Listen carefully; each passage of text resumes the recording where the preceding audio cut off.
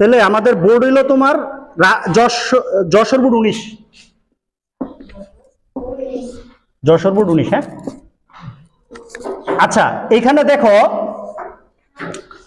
প্রশ্নে বলা আছে Kuakata locally no as সাগরকন্যা, B ভার্বের জায়গা হবে is an uncommon scenic spot of Bangladesh. প্রথমটা আমরা কি দিব? নোন। আর দ্বিতীয়টা দিব কি? ইজ। এখন প্রশ্ন হলো স্যার কেন নোন দিলাম আর কেন ইজ দিলাম? বোঝার চেষ্টা করো, বাক্যটা খেয়াল করো। দ্য ম্যান, ধরো এখানে বি ভার্ব দেওয়া আছে, the man dash my brother. আচ্ছা, the man dash my brother, তো তুমি এখন কি বলবা বি ভার্বের জায়গায়? The man is my brother. তাহলে দ্বিতীয় ইজটা ঠিক এরকম ভাবেই হয়েছে। খেয়াল করো, কুয়াকাটা এই বি ভার্বের জায়গায় ইজ বসাও। Kuakata is an uncommon scenic spot of Bangladesh. এখন মাঝখানে রয়ে গেছে নোটা, কেন নোন হইল? ঠিক আছে, খেয়াল করো, দ্য ম্যান, কোন ম্যানটা? যেই মানুষটা, হু ইজ পানিশড, যাকে মারা হয়েছে। আচ্ছা, the man who is punished, যেই মানুষটাকে মারা হয়েছে, ইজ মাই ব্রাদার। ধরো এই বাক্যটা নাই, তারপরে কি বলবো? The man is my brother, the man is my brother. এখন হু ইজ পানিশড, যাকে মারা হয়েছে, যদি হু না থাকতো তাহলে আমি ইজও বাদ দিয়ে দিতাম, তাহলে শুধু কি লিখতাম? পানিশড। দ্য ম্যান পানিশড, যেই মানুষটাকে মারা হয়েছে, ইজ মাই ব্রাদার। ঠিক এই স্ট্রাকচারে কুয়াকাটা লোকালি নো এর জায়গায় কি হবে? নোন। পরিচিত, কুয়াকাটা লোকালি কি হিসেবে পরিচিত? Sagarkanya, as Sagarkanya is an uncommon scenic spot of Bangladesh. এবার ক্লিয়ার হয়েছে কেন নোন আর কেন ইজ? ঠিক আছে, এটি হলো এটার অ্যান্সার। তারপর C, C number, Kuakata take its origin from the history of kua or well dug on the seashore. আচ্ছা, কুয়া আমরা সাবজেক্ট হিসেবে দেখবো এক বচন না বহু বচন? কুয়াকাটা কয় বচন? আর সাবজেক্ট থার্ড পারসন সিঙ্গুলার হলে ভার্বের শেষে কি হয়? S by S. তাহলে টেকের জায়গায় কি হবে? টেক্স। তারপর it allow a visitor to watch both the sunrise and the sunset from the beach. এখন বলো ইট এক বচন না বহু বচন? তাহলে অ্যালাউ এর সাথে কি দিবা? Allows. The beach have a typical natural setting. Beach এক বচন না বহু বচন? তাহলে এক বচনে হ্যাভ হয় না হ্যাজ হয়? It has, he has, she has. তাহলে এর উচ্চারণ কি হবে? উত্তর কি হবে? হ্যাজ। ঠিক আছে, এ typical natural setting. The Sandy beach, beach মানে তো তীর, আর স্যান্ডি মানে বালুময়। তো বালুময় তীর এক বচন না বহু বচন? তীর, তীর এক বচন, আর বালু গণা যায় না, এমন এটাও এক বচন। যেটা গণতে পারো না কয় বচন? এক বচন। তাহলে তাহলে কি হবে স্লোপের সাথে? স্লোপস, স্লোপ মানে যে ঢালু হয়ে যাওয়া। জেন্টলি ইনটু দ্য বে এন্ড, এবং এইখানে জি নাম্বার একটা শব্দ লেখছে BATH, বেইদ। আচ্ছা, এটা লেখো না, এটা উত্তর না কিন্তু, এটা আমি করব।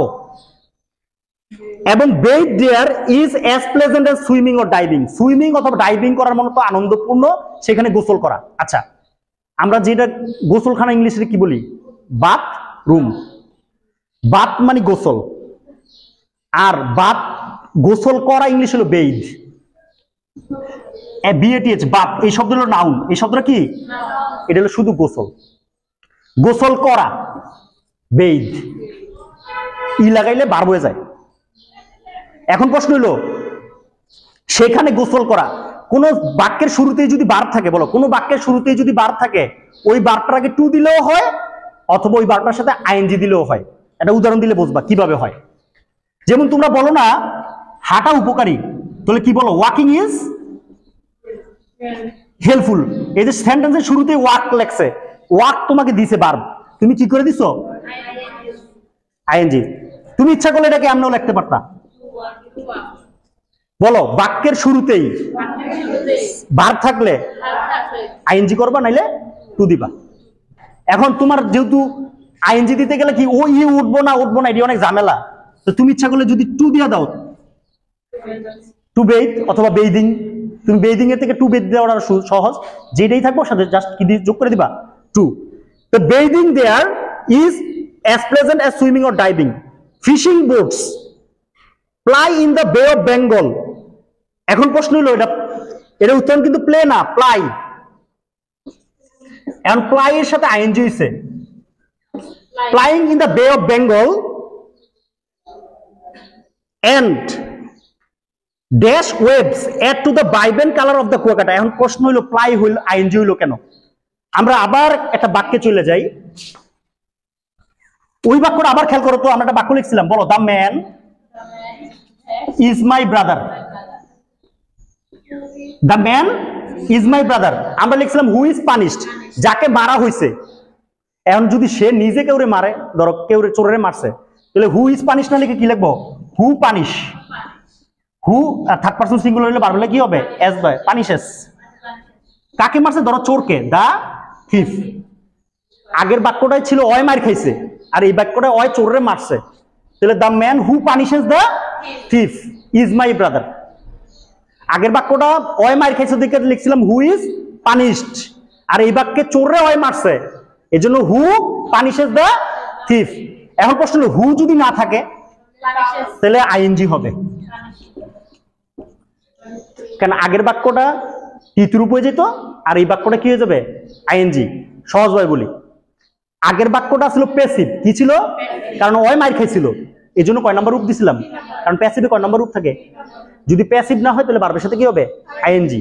ঠিক ওরকম ভাবে fishing boats which ply, which ব্যক্তির সাথে হু হয়, বস্তুতে হু হয় না, কি হয়? হুইচ।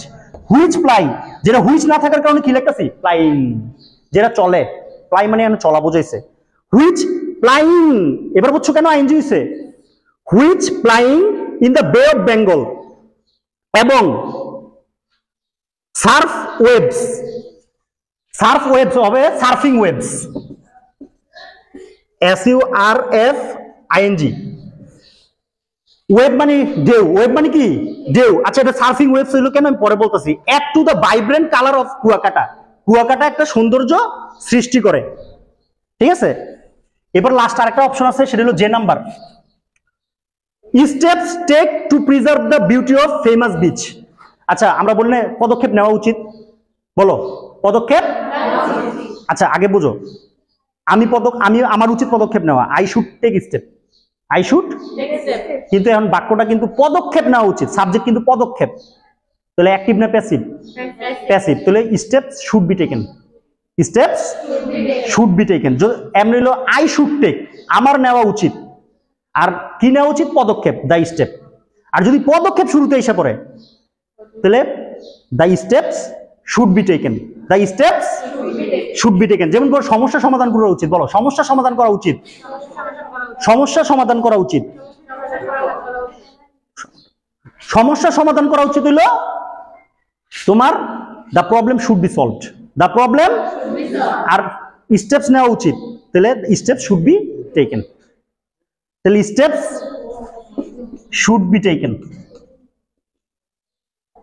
পদক্ষেপ নেওয়া উচিত কি করতে? To preserve the beauty of famous beach. ঠিক আছে।